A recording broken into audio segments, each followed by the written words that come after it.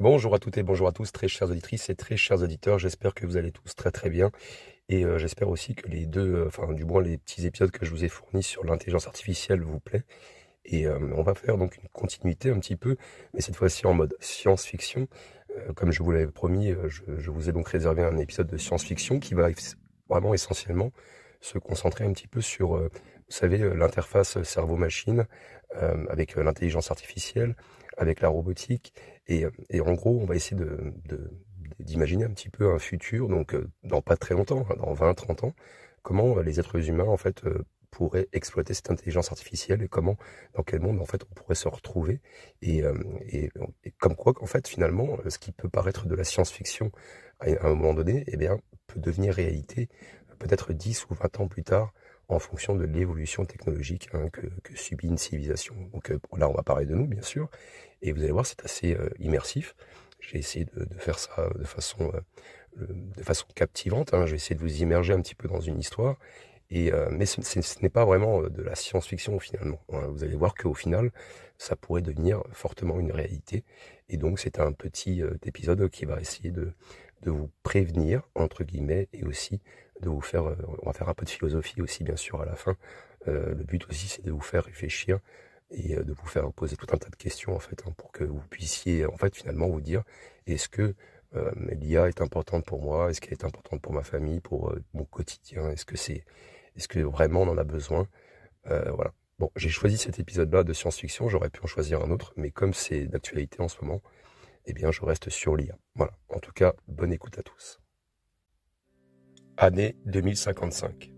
Le monde a changé plus vite que prévu.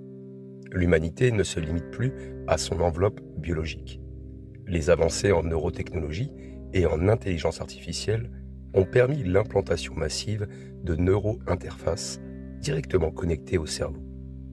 Ces implants offrent un accès instantané aux données, un apprentissage accéléré et même une communication sans parole. Mais cette révolution a un prix. Une nouvelle fracture est apparue. Les augmentés et les natifs biologiques, une partie de l'humanité a embrassé la technologie, tandis qu'une autre refuse d'abandonner sa nature organique. Ce qui semblait être un simple progrès technologique s'est transformé en une division sociale profonde. Le monde est désormais dirigé par des élites augmentées, des humains connectés à une IA centrale qui optimise chaque aspect de leur vie. Pourtant, une rumeur commence à circuler. Les implants ne seraient pas aussi neutres qu'on le pense. Et si ces technologies pouvaient altérer la pensée humaine? Qui contrôle vraiment cette nouvelle ère de l'humanité? Les premiers implants cérébraux sont apparus dans les années 2030. À l'origine, ils étaient destinés aux patients atteints de maladies neurologiques. Mais très vite, ces interfaces sont devenues des outils de performance. Aujourd'hui, les humains augmentés sont capables de télépathie numérique et d'échanger des pensées sans parler. La possibilité d'un apprentissage accéléré et de télécharger instantanément des compétences complexes, comme Matrix. L'optimisation cognitive et d'augmenter donc leur mémoire et leur intelligence. Le contrôle mental d'objets et donc piloter des machines et des interfaces uniquement par la pensée.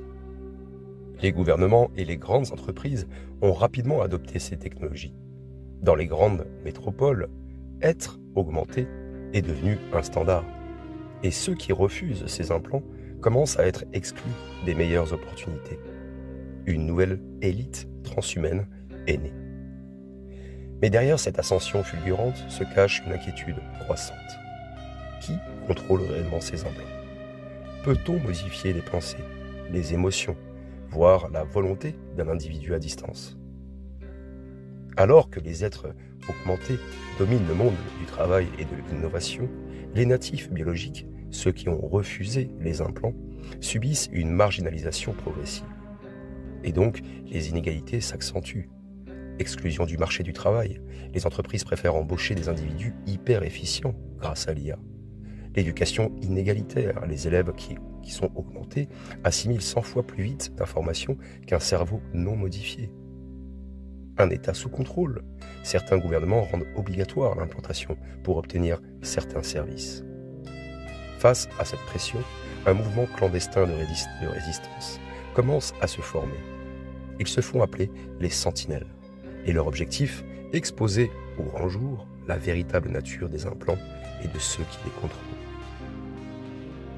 Un groupe de scientifiques indépendants fait une découverte inquiétante. Les implants ne sont pas seulement des outils passifs. Ils possèdent une capacité cachée, altérer progressivement la conscience des individus. Les chercheurs découvrent que chaque implant est connecté à une IA centrale, supervisée par un consortium secret. Les données montrent que les pensées des utilisateurs peuvent être influencées subtilement. Donc, modification des émotions, donc suppression de l'anxiété, augmentation de la docilité, altération de la prise de décision, encouragement à suivre certains comportements dictés par l'IA, et effacement progressif de souvenirs jugés nuisibles. L'humanité augmentée est-elle encore libre? Où s'arrête l'homme et où commence la machine? Une question demeure. Qu'est-ce qu'être humain dans ce monde hybride? Certains défendent l'idée que ces implants sont une évolution naturelle. D'autres pensent qu'ils ne sont qu'un outil de contrôle, une perte de notre essence humaine. Les sentinelles lancent alors un ultimatum. Désactiver la connexion centrale des implants et restaurer la liberté cognitive de l'humanité. Mais le temps presse, les augmentés sont de plus en plus nombreux et influents. Une guerre silencieuse est sur le point d'éclater, celle de l'esprit humain contre la machine. La fusion entre l'homme et la machine est-elle le sommet de l'évolution ou l'extinction de l'humanité telle que nous la connaissons? L'avenir est entre vos mains. Voilà, j'espère en tout cas que ce petit épisode vous a plu. Vraiment, je me suis fait un peu plaisir à l'écrire. Et d'ailleurs, s'il y a pas mal de vues, si vous le souhaitez, je peux continuer l'histoire en fait. J'avais déjà préparé, on va dire, une partie de cette histoire. Donc, j'avais fait 4-5 épisodes. Là, je vous ai balancé le premier. Mais si vous le souhaitez, je peux vous envoyer les prochains. Et on peut se faire plaisir, effectivement, à continuer un peu cette histoire. Et donc, développer bien plus de détails. Et vous avez remarqué quand même que ça pourrait quand même être réalité, ce que je dis. Voilà, c'est une façon de voir, mais vous ne serez peut-être pas d'accord. Dites-le moi d'ailleurs, comme dans les commentaires, quelle est votre vision finalement du futur dans les 30 ou 40 prochaines années. Et j'attends avec impatience donc votre retour. Prenez tous soin de vous et à très bientôt.